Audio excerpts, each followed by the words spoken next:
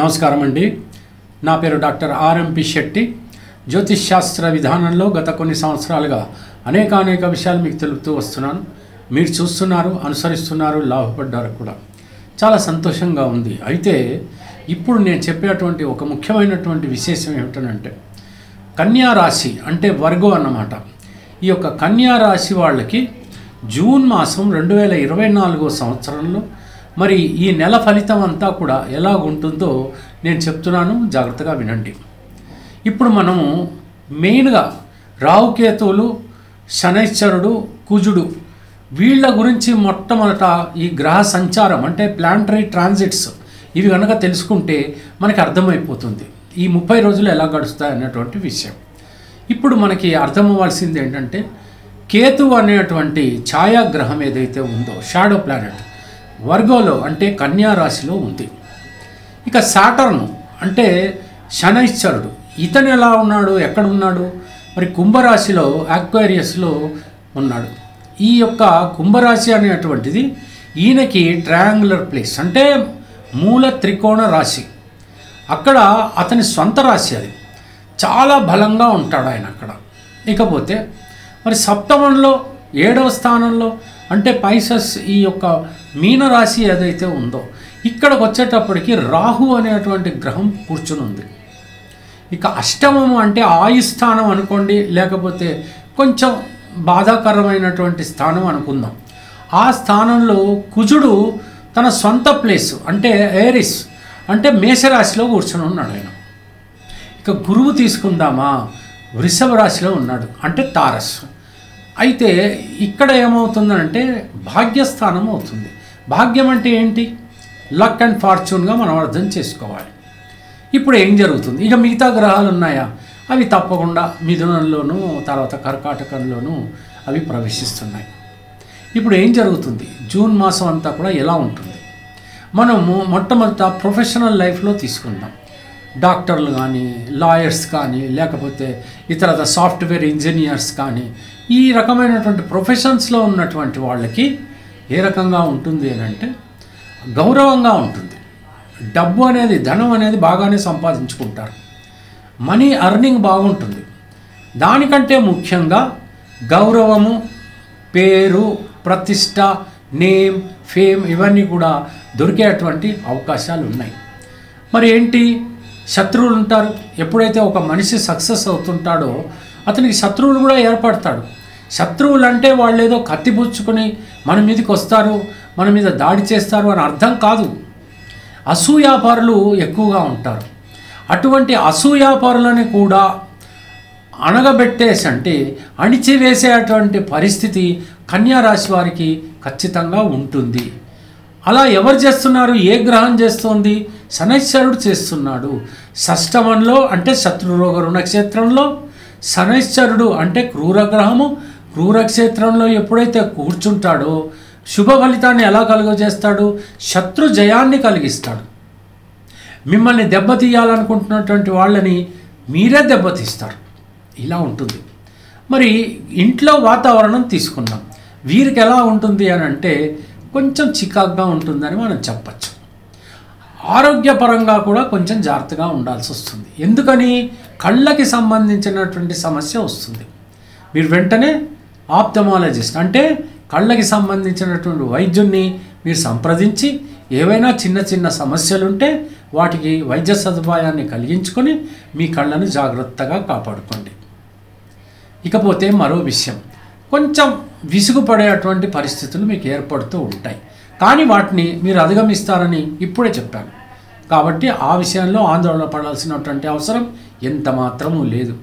ఇక గురువు ఈయనేం చేస్తాడు? మీకు ఖచ్చితంగా అదృష్టాన్ని కలుగజేస్తాడు. అయితే ఎంత పర్సంటేజ్ ఆఫ్ అదృష్టాన్ని మీకు కలుగజేస్తాడు అని ఒకసారి మనం ఆలోచించాల్సిందే. భాగ్యస్థానంలో ఉన్నాడు కదా, ఇక గురువు భాగ్యస్థానంలోకి వచ్చారు కదా, అద్భుతం అద్భుతం అద్భుతం అని అనుకోవటానికి వీల్లేదు. ఎందుకు అని? తారస్ అంటే వృషభ రాశి అనేటువంటిది శుక్రుడికి సంబంధించినటువంటిది. అంటే ఈ యొక్క గురువుకి, గురువు అంటే ఎవరు? జూపిటర్. ఈ జూపిటర్కి ఈ శుక్రుడు ఎనిమి, శత్రువు. వీళ్ళిద్దరికీ పడదు. అప్పుడు ఏమవుతుంది, శుక్రుని యొక్క రాశి అయినటువంటి వృషభ రాశి అంటే తారస్ అనేది శత్రు రాశి అవుతుంది.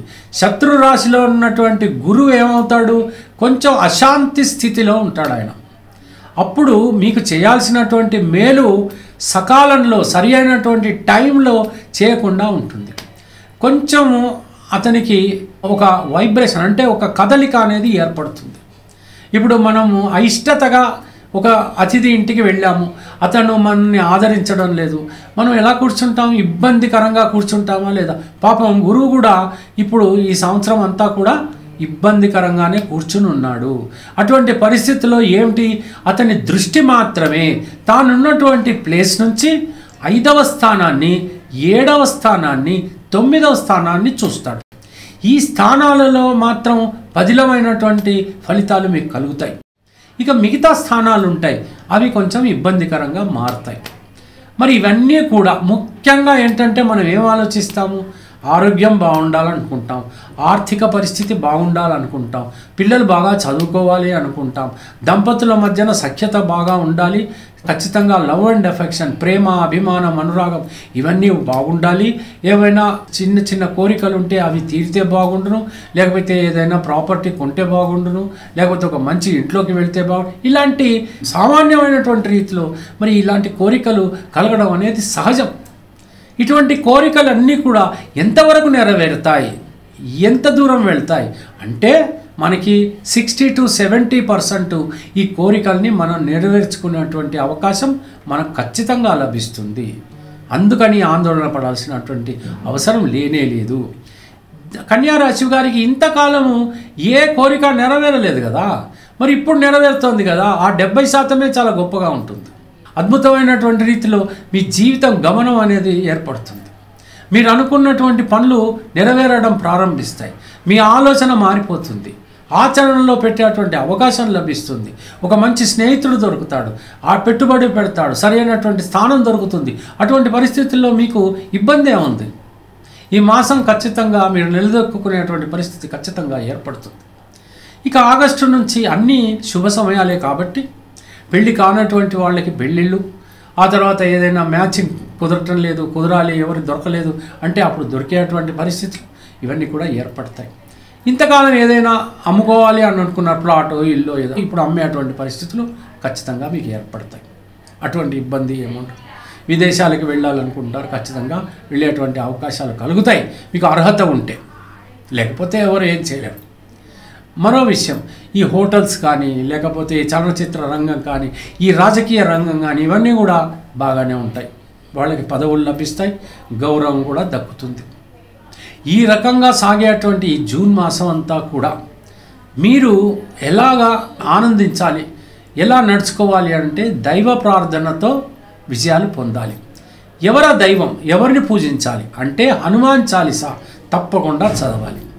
ఇంకా ఎవరిని పూజించాలి, కలియుగ దైవం వెంకటేశ్వర స్వామిని పూజించండి, శ్రీ మహాలక్ష్మిని పూజించండి. పూజించడంలో మీరు మంత్రాలు మీకు రానక్కర్లేదు, మంత్రాలు మీరు చదవనక్కర్లేదు. మొబైల్ ఉందిగా, మొబైల్లో ఇంటర్నెట్లో పెట్టుకుని ఈ మంత్రాలని చాలా అలా కూర్చొని ప్రశాంతంగా ఒక్క 5 నిమిషాలు వినండి.